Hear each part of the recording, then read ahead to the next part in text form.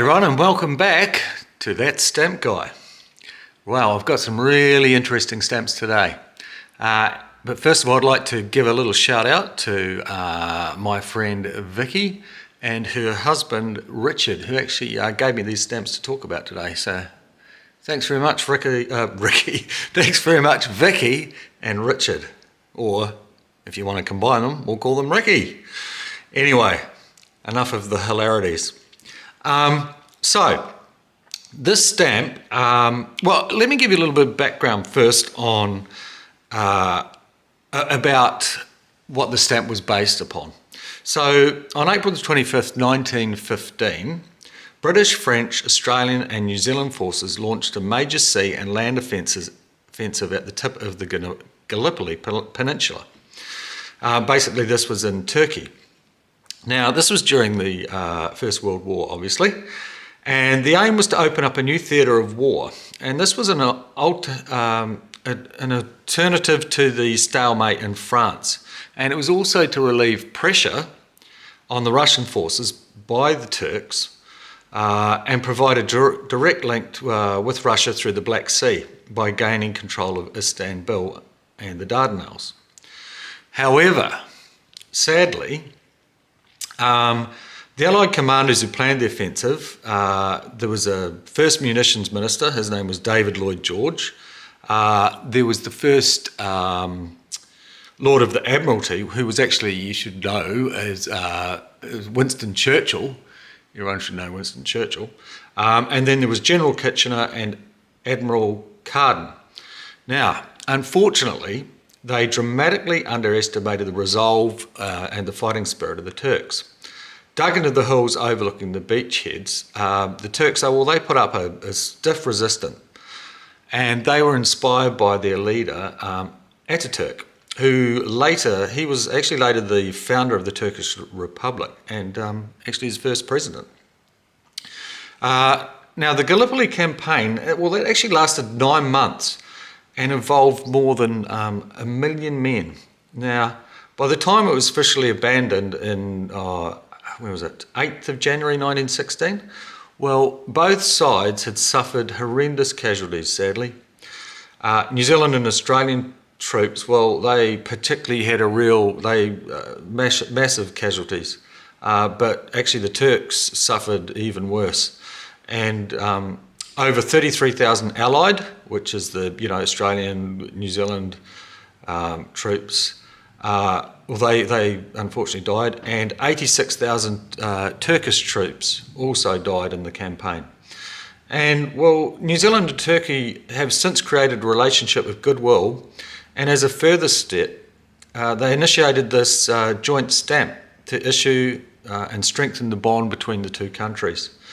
The two stamps were both issued in both Turkey and New Zealand, and they depict a memorial statue for the fallen from each country. Whoops, sorry, I wobbled off the thing there a little bit, didn't I? Now this statue is the Turkish statue, and it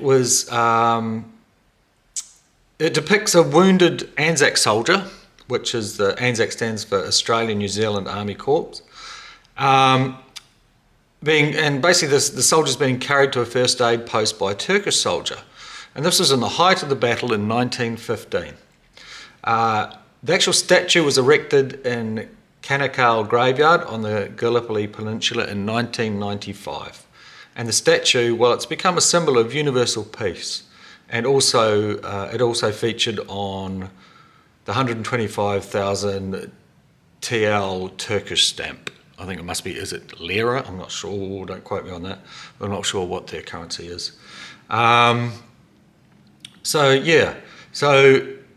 Gallipoli itself, well, that was a human tragedy, really, for all involved. Yet, the stamp symbolises a commitment to strongly held beliefs and heroism in the face of appalling circumstances. So with peace now firmly established and the bounds of friendship continuing to strengthen, there's a clear wish on both sides for this joint issue to be regarded as a symbol of universal peace rather than a memorial to war. So that's our little stamp there. What a great little story to go along with that. Right, now our next stamp is another wee ripper. Let's get him in focus. Now this stamp is basically, it is from, well not basically, it is from the Republic of Central Lithuania. That is correct. Commonly known as Central Lithuania and Middle Lithuania. But it was actually a short-lived puppet republic of Poland, and it only existed from 1920 to 1922, and it had no international recognition. So this puppet state was founded in October 1920 when soldiers of the Polish army, I hope move that back there again, sorry, from the Polish army, and mainly the 1st Lithuanian Belarusian infantry, fully supported by the Polish Air Force, cavalry and artillery, attacked Lithuania. Now, the state was, eventually it was incorporated into Poland on April 1922. Now, for those sort of wondering, what's a puppet state? So a puppet state, oh, come on, mate, stop going out of focus. There we go. So a puppet state is a government that appears independent but is actually controlled by another country. So it was Lithuania, but it was actually controlled by Poland, really. So we'll just pop that down there. Cool. So we've just got 2 more stamps to go. This one here, another very interesting story. So this stamp here is a British stamp. And as you can see, it has Queen Elizabeth II on it. Now, this stamp, if I just set that there, that's better. Well, you need to know a little bit of history about stamps in general. So up until 1957, the majority of the world's mail was sorted manually, although cancellation of the attached postage stamps was undertaken mechanically, when large volumes were involved. But in 1957, the British Post Office issued stamps specifically marked for electronic sorting and stamp cancellation. And these stamps were printed on the back with graphite lines and were followed 2 years later by stamps overprinted by brands whose ink emitted visible light after being exposed to ultraviolet light at particular wavelengths. So if I turn the stamp over, I use my fingers there, but never mind. There we go. If we turn them there, we have a look, and there is the phosphorus lines. So in addition to the phosphorus bands, stamps were also printed on paper coated with chemicals which fluoresced